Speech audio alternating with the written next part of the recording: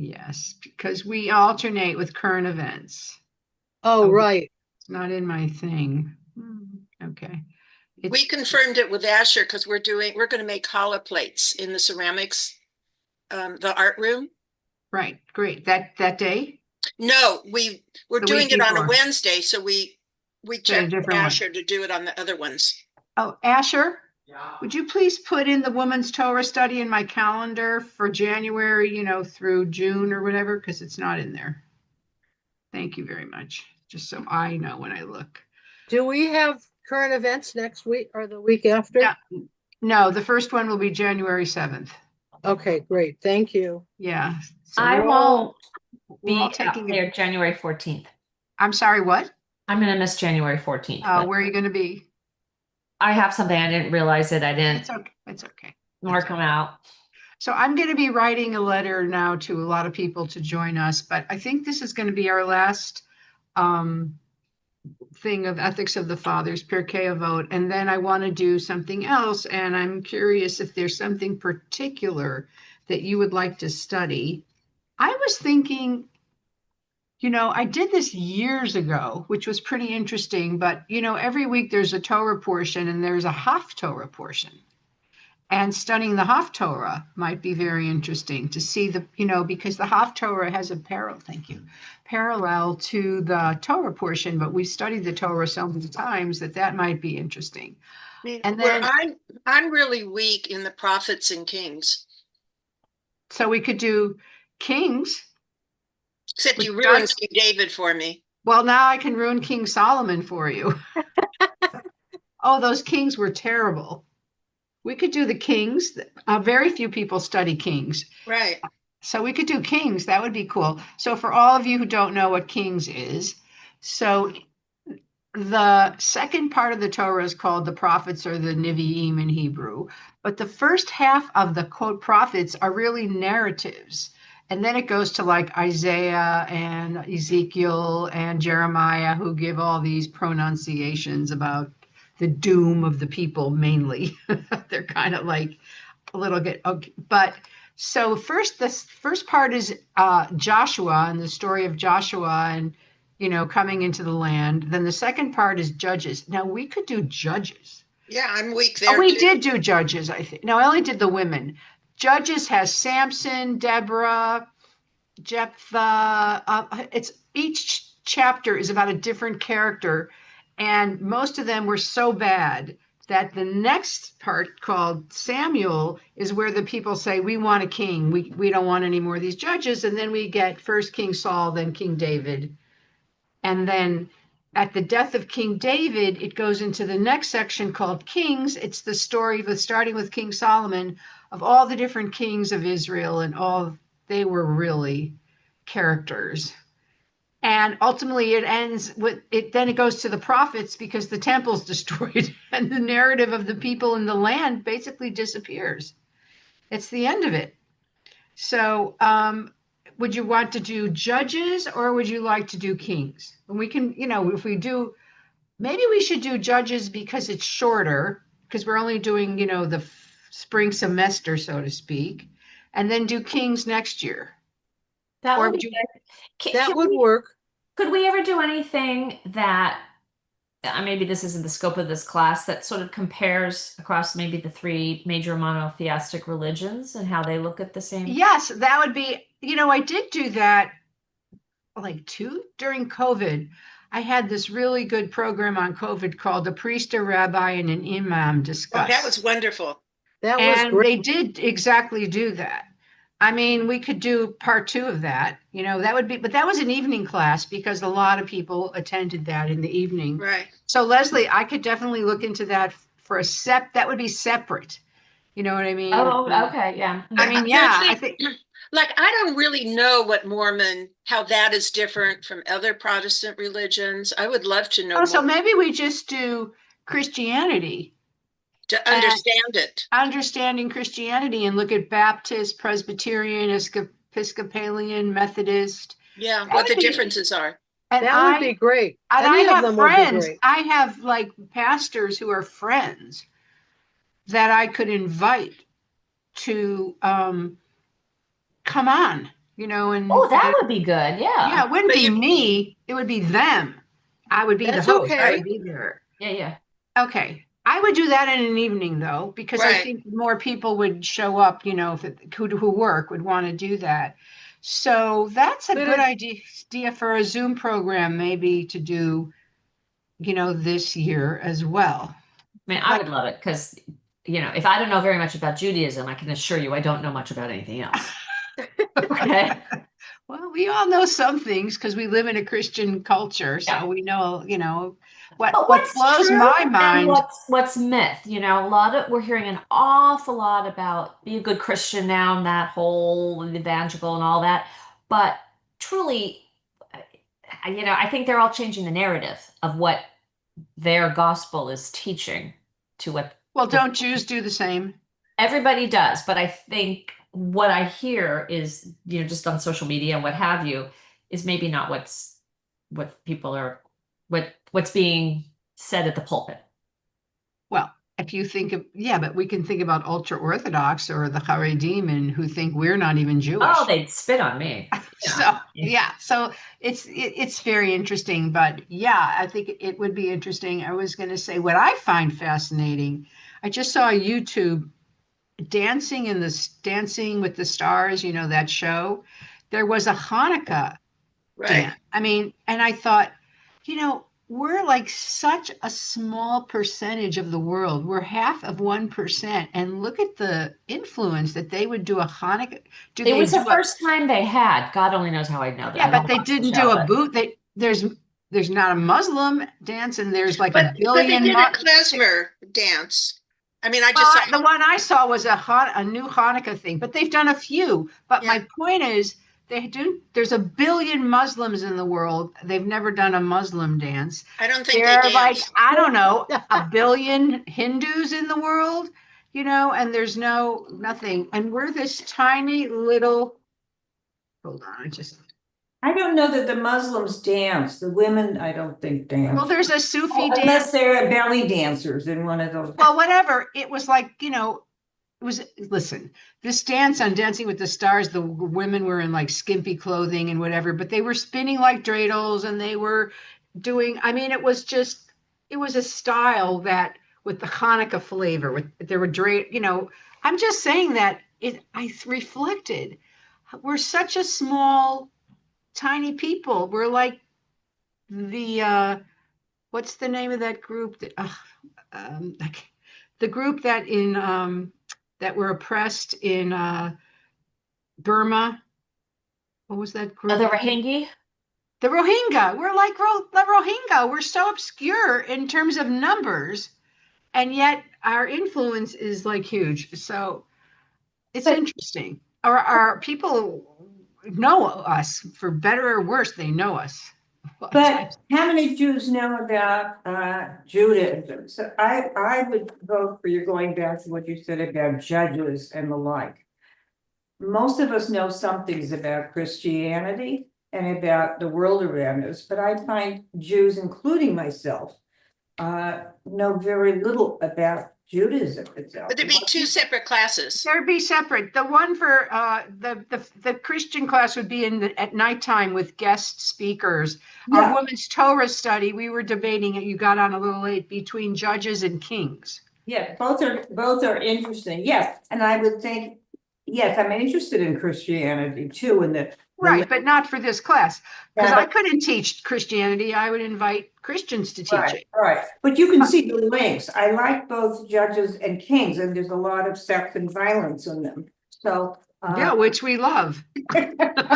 Yeah, Susan, and if they speak, like, I would like to know more, like if you got invited to a wedding or a funeral of a Christian or even a Muslim, what should you expect? Well, we did.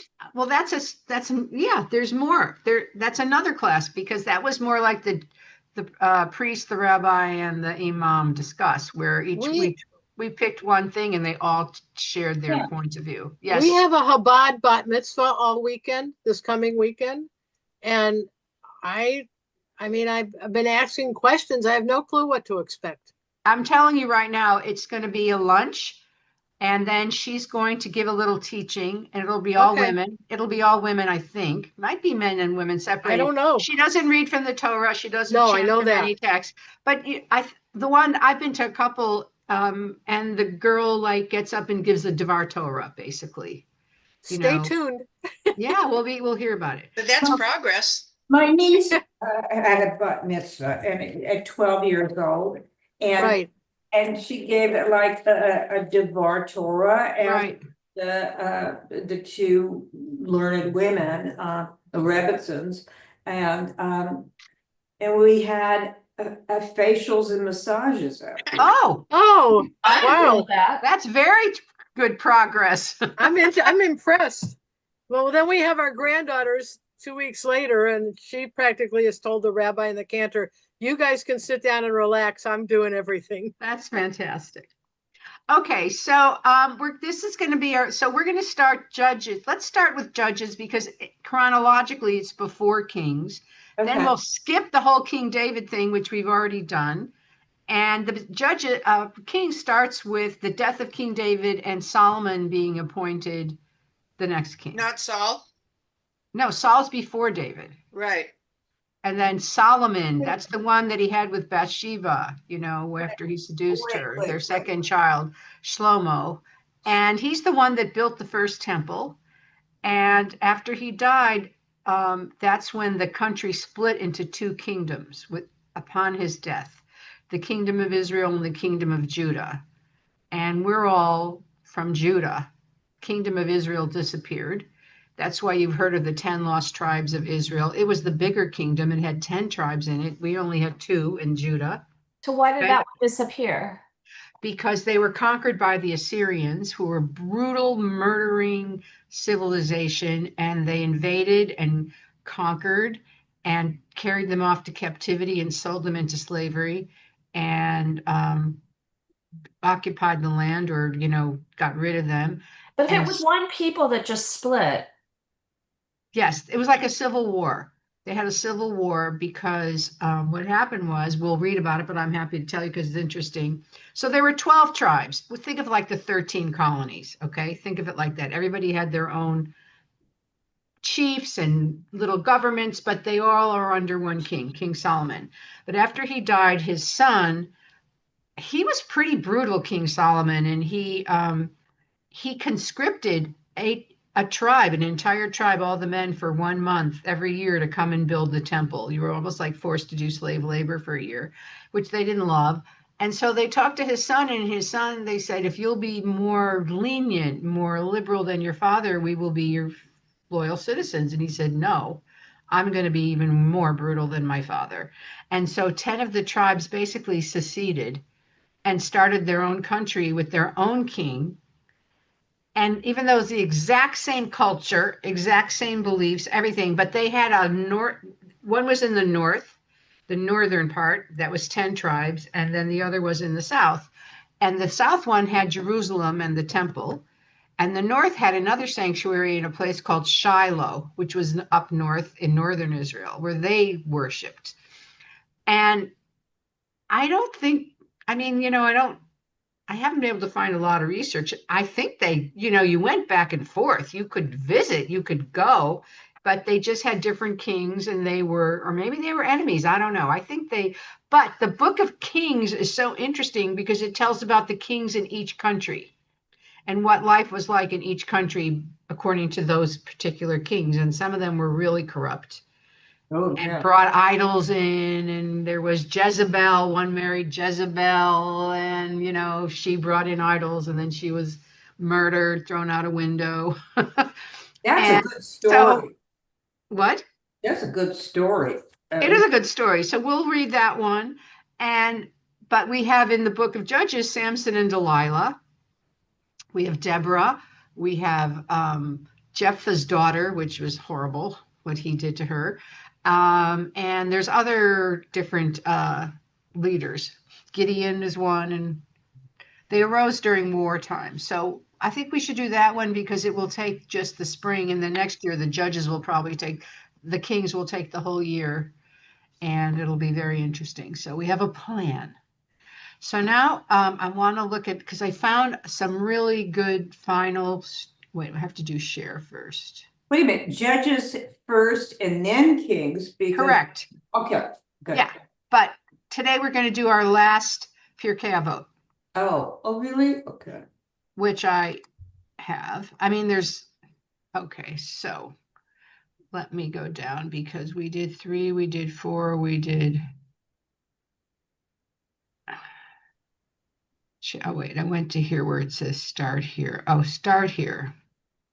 I find this very interesting because it's mystical and it's in the time of the Talmud.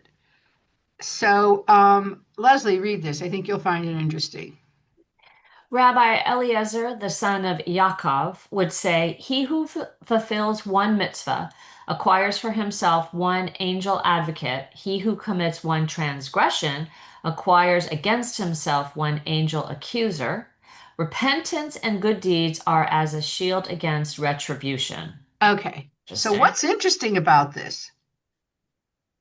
Angels, angels, angels. They're talking about angels. Well, it's kind of a good angel and a bad angel. That's not a bad angel, an angel who advocates for you, says, oh, she's a good person in the next world we're talking about. And a one who sins, there's one who's going to say, well, she cheated, she murdered, she committed adultery, she lied, she would not lie. I think that, there's different levels of that. But she did terrible things. But what's interesting is that they're saying that angels are following you around, that angels watch what you do, angels record your behavior and either accuse you or advocate for you in the next world. And so they believe that, I mean, there are angels everywhere. There are these beings that can be your support system if you do repentance and good deeds. Now, repentance is so interesting because it means even if you commit a transgression, if you do teshuvah, if you repent, then you're going to have an angel advocate. And, we read in here already, you should repent every day, repent the day before your death. And we don't know what day that is. So we're saying, and repent means repair your misdeeds, repair, ask forgiveness, make things good, and right now, Jews cannot afford, I mean, none of us, but Jews cannot afford to be divided. We need to be together. We need to support each other. We need to be there for each other. And Yeah, for sure. it was very funny because I just did a funeral for a man last week who was 87. And I went to his bedside and then I did his funeral. But first I went to his bedside before and he was like, I was surprised he died actually because he didn't seem that sick, but I guess he was sicker. But he was saying, God bless my family. I got to take care of my family. He's a very protective man. And then he said, God bless Israel. God bless Israel. And his eyes were closed. He was saying, God bless Israel. God bless Israel. And then he said, God bless our president. God bless our president. And I said, oh, and then, his whole family does not agree with him politically. And I said to him, well, he did bring out the hostages, that's for sure. He said, yes, he did. Give him a break, God bless him or whatever. But why was I saying? What was my point? Yeah, God bless. Repentance. Oh, it wasn't repentance. It was just that, oh, yeah, I guess so. No, it'll come to me. I know I had a point. Was like, he was. The Jews have to stick together. Right, that's it. Jews have to stick together. That his family loved him. They said, and they even said at the funeral, we always had these arguments about politics. And, he said he lived in the People's Republic of California and he would joke around, but we loved him and he was a wonderful man. And, there was disagreement, but there was such, love and respect for each other. And I think families need to do that, need to learn that. We need to do that, whatever he wanted the best and they wanted the best and it came from different, points of view, but so what?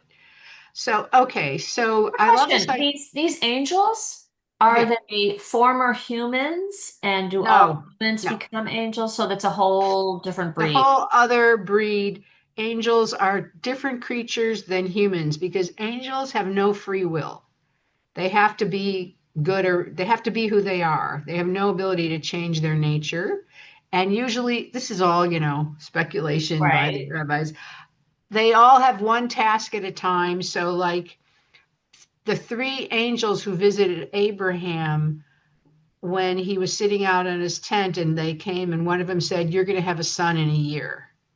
And Abraham, and then he disappeared. And then the two angels continued and went to visit Abraham's nephew, Lot, who lived in Sodom and Gomorrah, to warn him to get out because the whole land is going to be destroyed because of their sins. But the point is, they say angels have one job and then their job is done. But also, there's this idea that angels are your advocates or angels are around you and care about you. I don't know. The word for angel in Hebrew was the same as the word for messenger. So sometimes angels are bringing you a message. I actually have felt a couple times like out of nowhere, a message came to me from a random person. And it was like, was that an angel or what was that? It was like so interesting. So, and my great grandmother once told me a story that she was on a train and a man gave her this prophecy and then disappeared. And she says, it was a malach, which means an angel in Hebrew or Yiddish. It was a malach. It was a malach. And I said, maybe it was. It was in Hungary in the old country. So You had said that before, that was Steve Brewer, for instance, was that like, was the Steve Brewer one. right. I've shared that one. Did you ever hear that one, Leslie? Yes, it was I was very, trying to find a place to go to rabbinical school, and I looked everywhere, and everybody had to go to Israel for a year, and I was a single mom. I couldn't leave. I had to work, Yeah. and people were telling me, "You don't bother. You'll never get a job." All this kind of stuff. And I run into Steve Brewer at Irma's campus because I was teaching Sunday school there, religious school, and I knew him from, doesn't matter, but I hadn't seen him in 5 years. And he says, "What are you up to?" And I said, because he had retired, "I'm looking for a rabbinical school, but I can't find one." And he says, "Did you hear about this new place called the Academy?" I went, "No." And he says, "That's for you." And he walks away, and I never see him for another 5 years. And I look it up, and it's this new rabbinical school called the Academy for Jewish Religion, part-time, mainly second career adults in Los Angeles. You don't have to go to Israel. It was like, that's where I went. So did Lisa Peacock, and so did Susan Goldberg, and so did Aaliyah, Cantor Aaliyah. We all went there because you can have a life and go to school and, be in the world. Anyway, I always felt like that was an angel. He was like a messenger telling me, just, "That's for you." And he walks away. I go, "Oh my God." so there are other interpretations too. Yes, it's a one task. I always repeat this because it impressed me so much.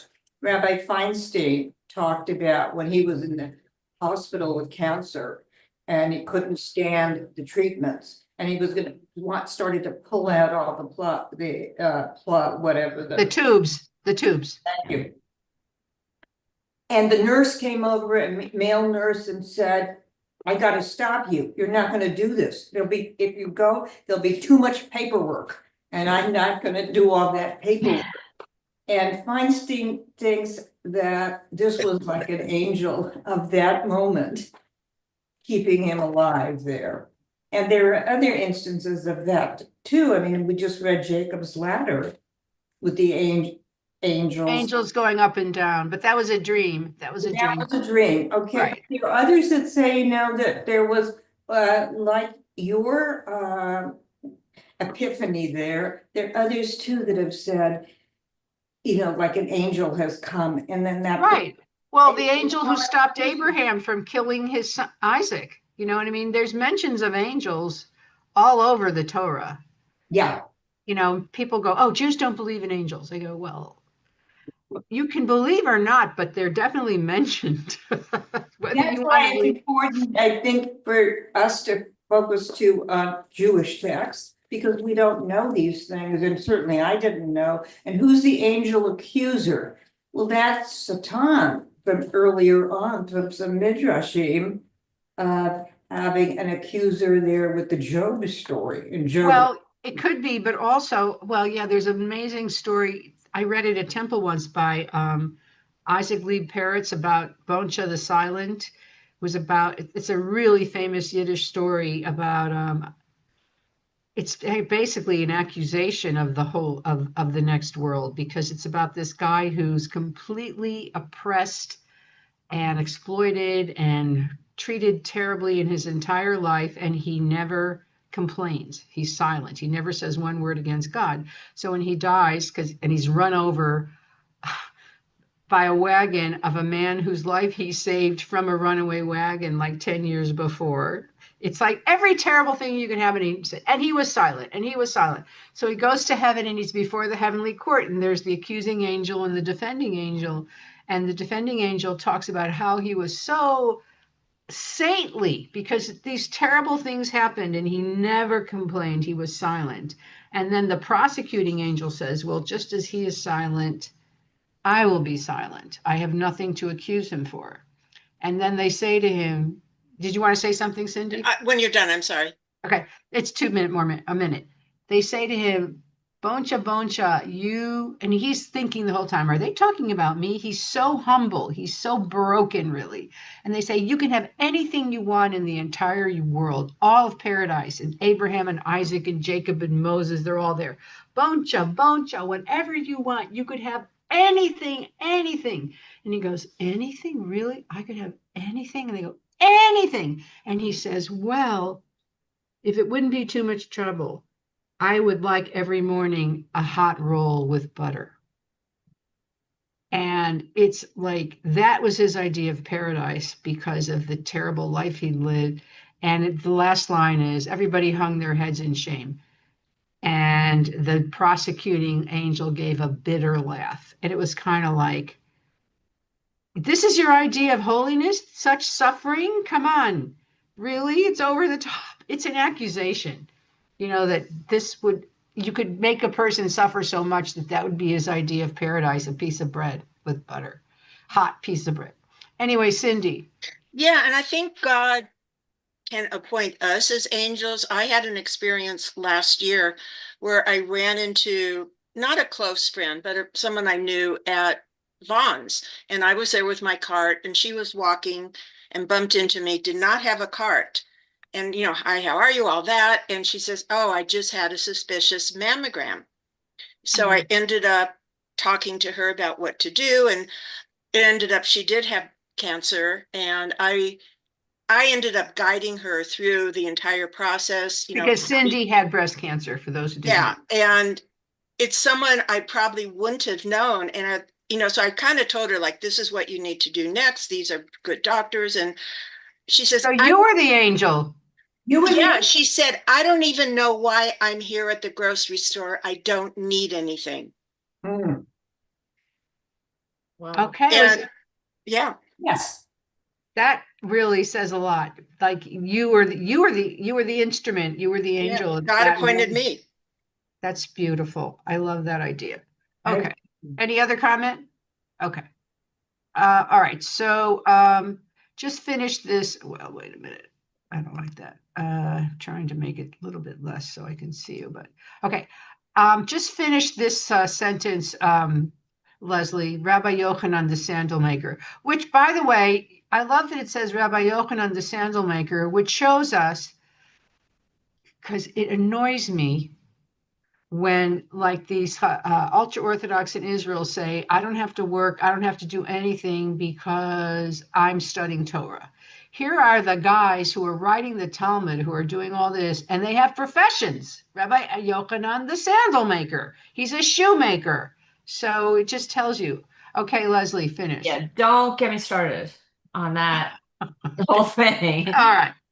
Rabbi Yochanan, the sandal maker, would say, every gathering that is for the sake of heaven will endure.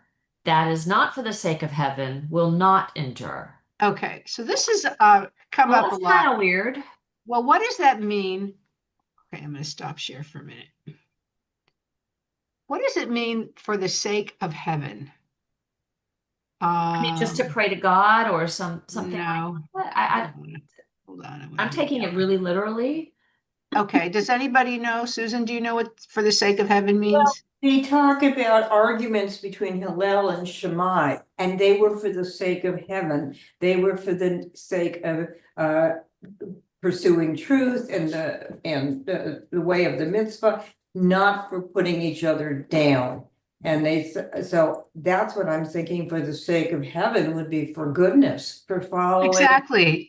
For learning something, you argue, you work on something and you say, well, I want to get better, or I want to improve, or I want to learn, or then, you can argue, you can disagree or whatever. But if just to find some fault with the person, look for their flaws, you could make them feel terrible.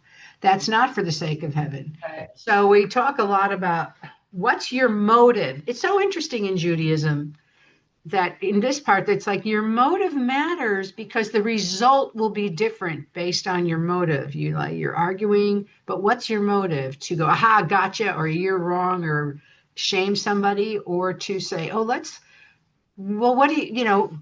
But why say for the sake of heaven? I mean, why not for the sake of humanity or for Well, learning now? It's like for me, like I said, I'm taking it very literally. For the sake of heaven, I interpret that as everything has to be for a higher power, but not for how we live here. or is it for, if heaven is a metaphor for everything that's good, Yes. it's a metaphor. It's a metaphor.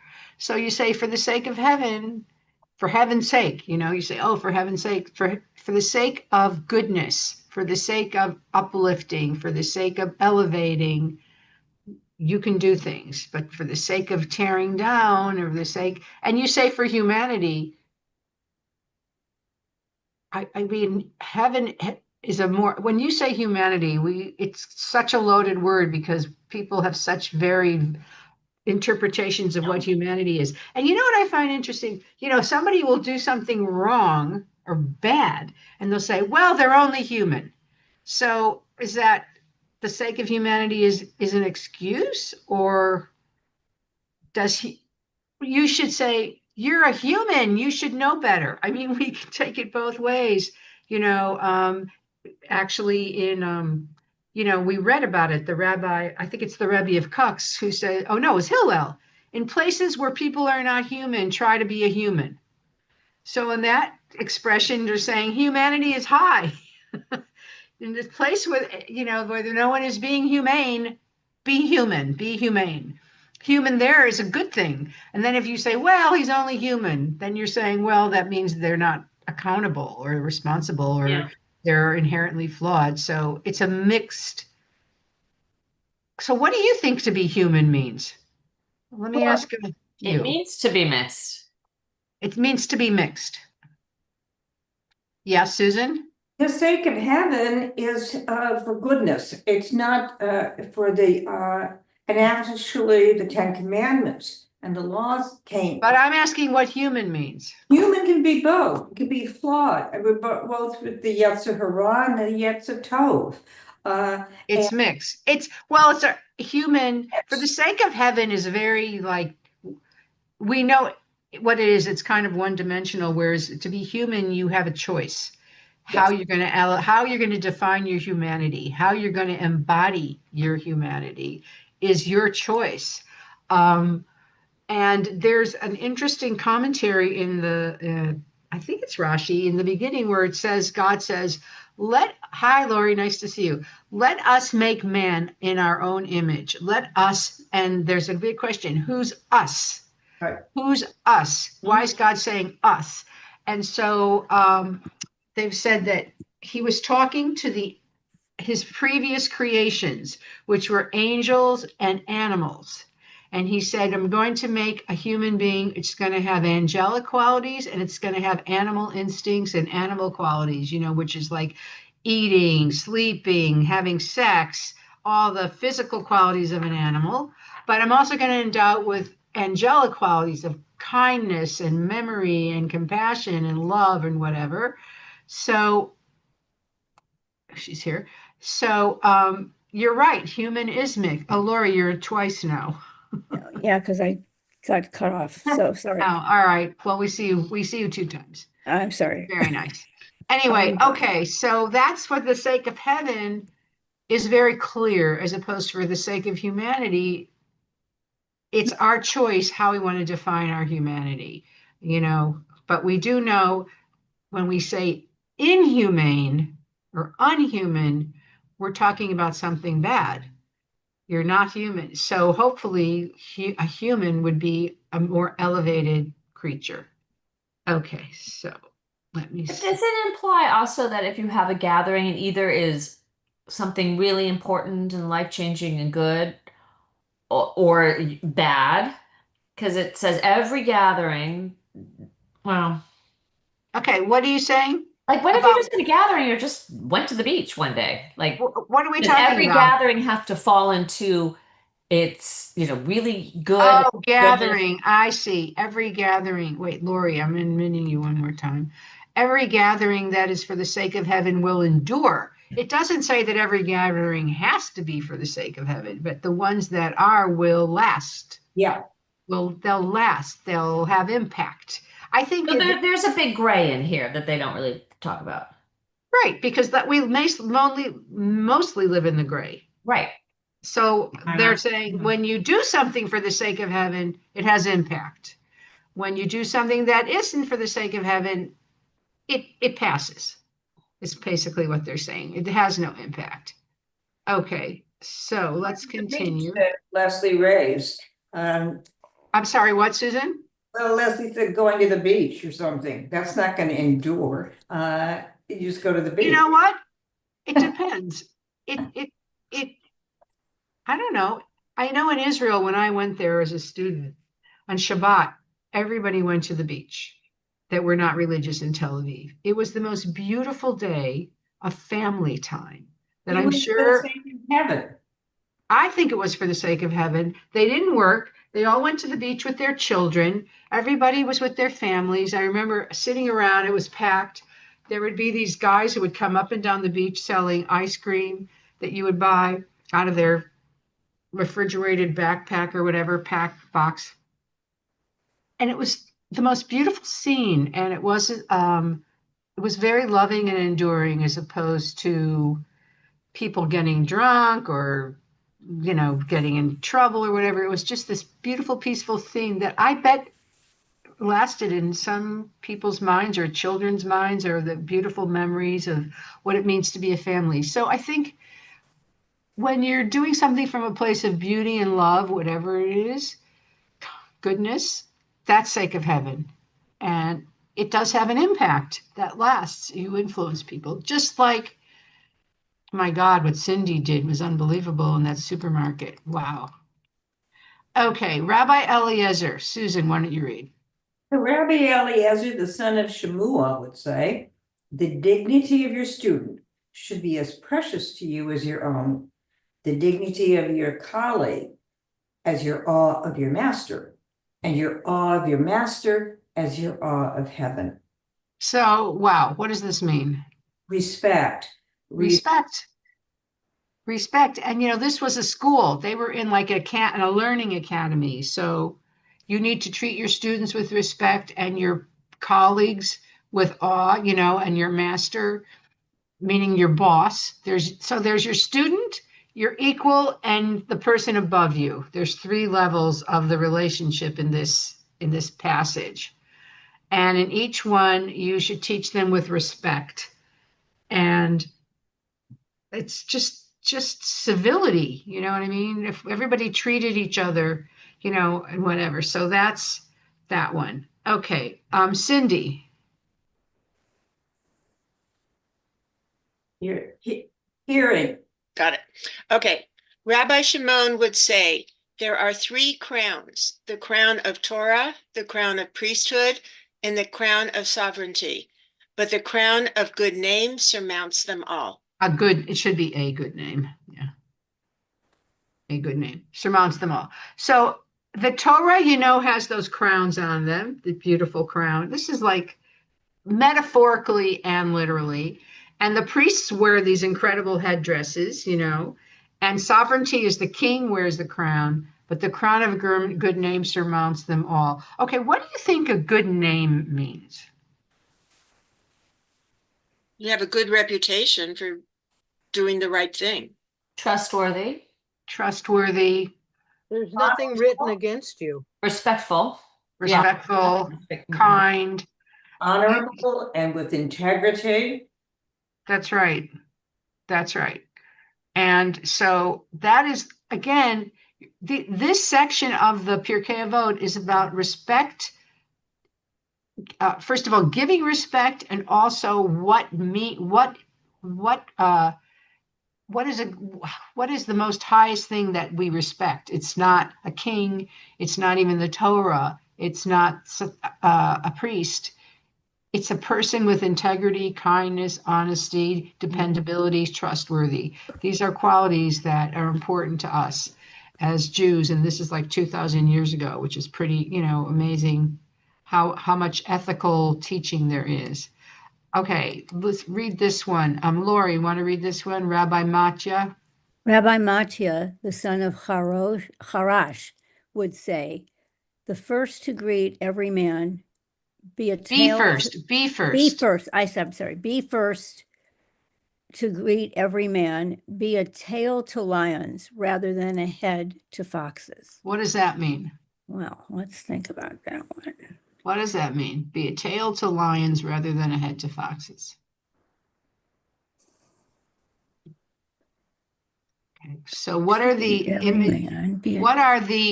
qualities of a lion? Courage, if we would Courageous. believe the Wizard of Oz. Fierce, but they're a fierce predator.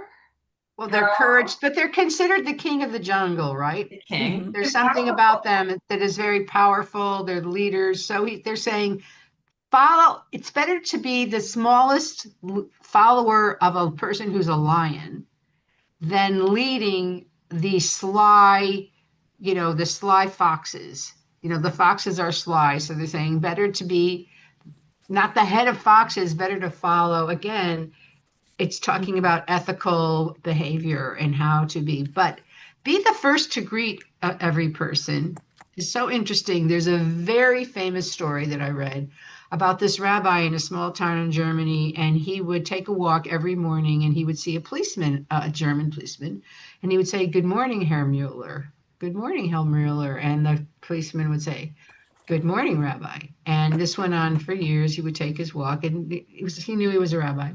And then the Holocaust came, and they were rounding up Jews, and they were putting them on cattle cars. And who was in charge? Herr Mueller.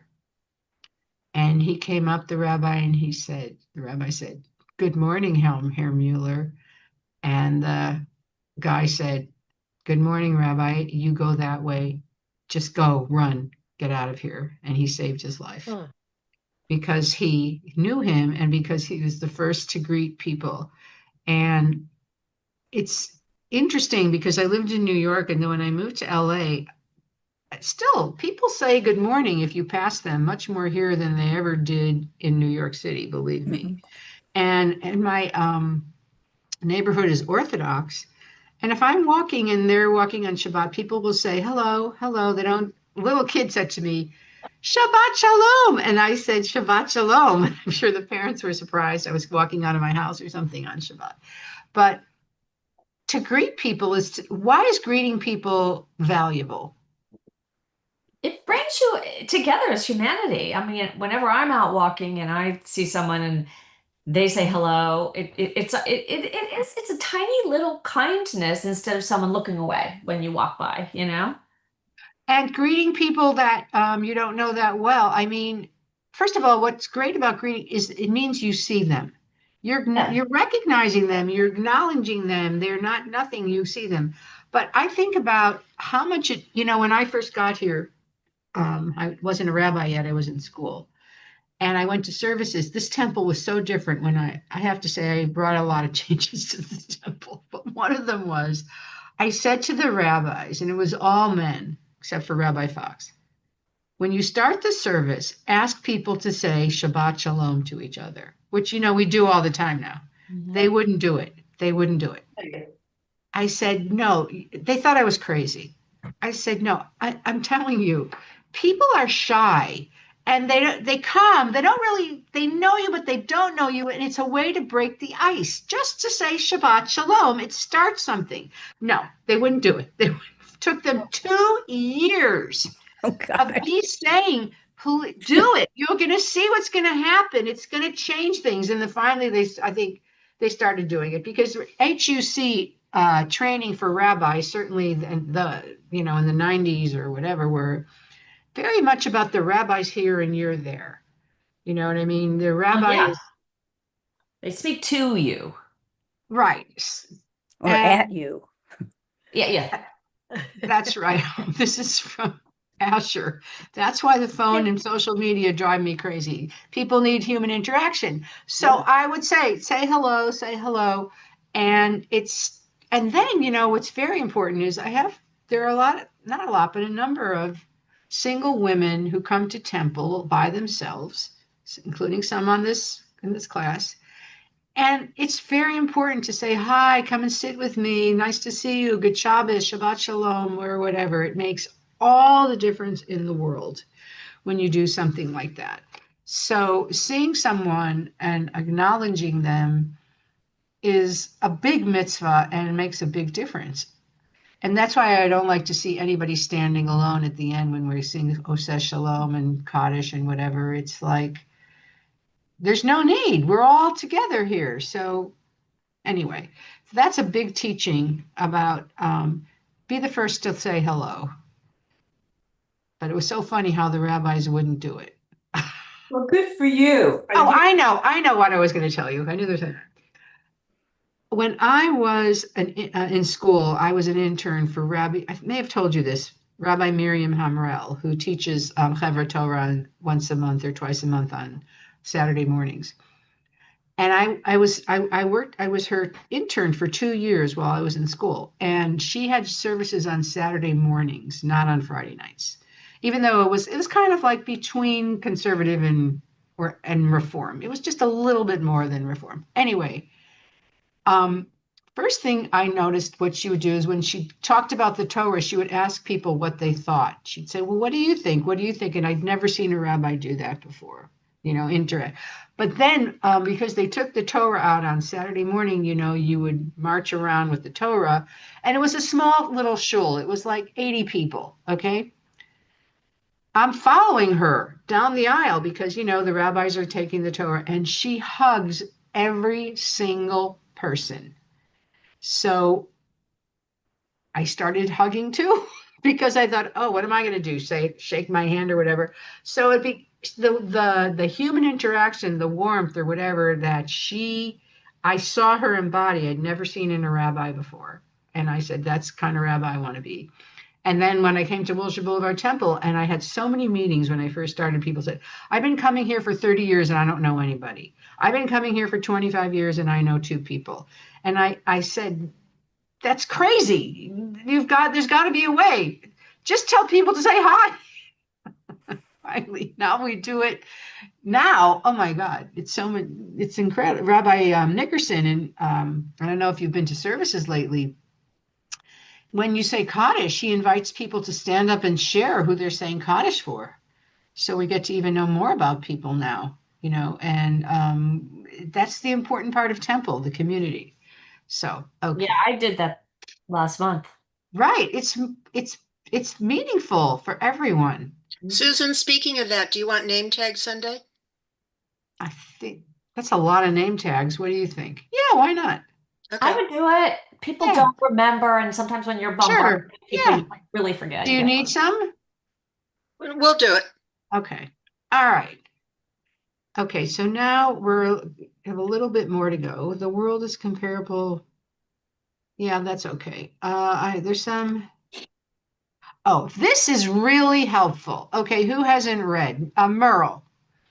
Rabbi Shimon, the son of Eleazar, would say, do not appease your friend at the height of his anger. Do not comfort him while his dead still lies before him. Do not ask him about his vow the moment he makes it, and do not endeavor to see him at the time of his degradation.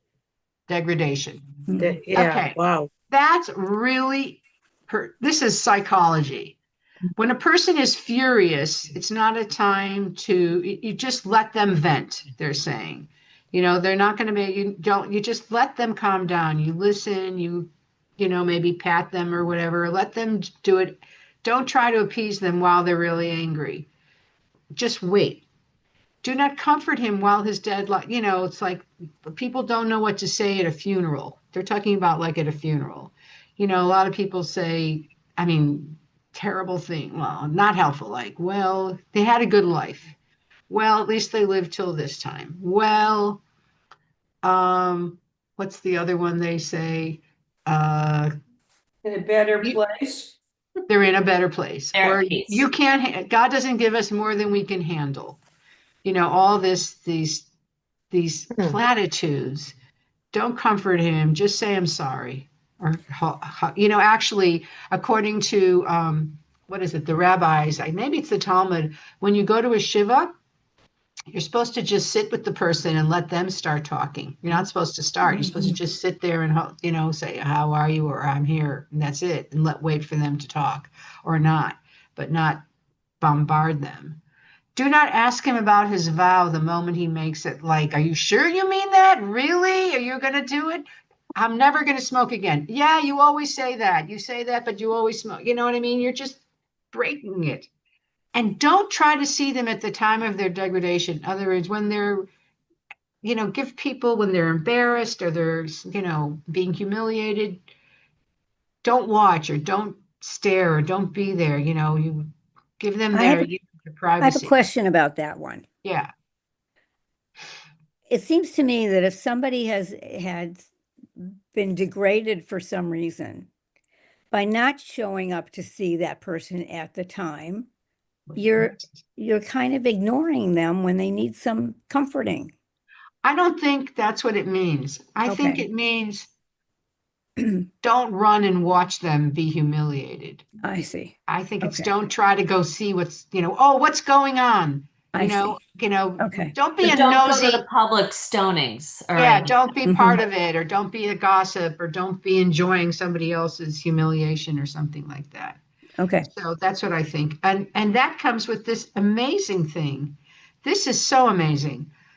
Samuel the Small. I wonder what he was small. Was he short? What was this? Would say, when your enemy fails, do not rejoice. When he stumbles, let your heart not be gladdened. That's important. Wow, that's amazing. You have to have compassion for all people. I mean, that's right. And that's why, we pour out wine for the 10 plagues during the Seder, because a full cup of wine denotes complete happiness, and we cannot be happy when all these Egyptians died. So we pour Okay. out wine to remember them and their suffering, even though they were our enemy and they were our slave owners and our oppressors. They still were human beings and they were still innocent people.